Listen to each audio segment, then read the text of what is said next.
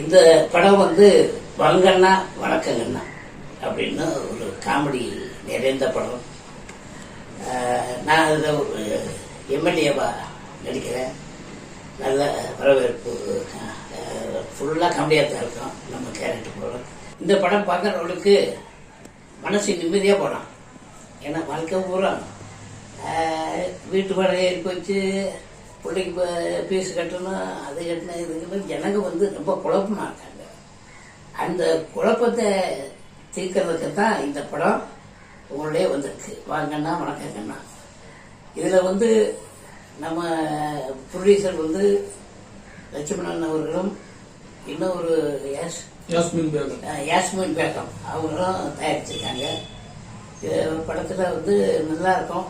அதான் வாங்கண்ணா வணக்கங்கன்னா நீங்கள் தியேட்டருக்கு போய் பாருங்கன்னா அப்புறம் ரிசல்ட் தெரியும்ண்ணா. வணக்கம்.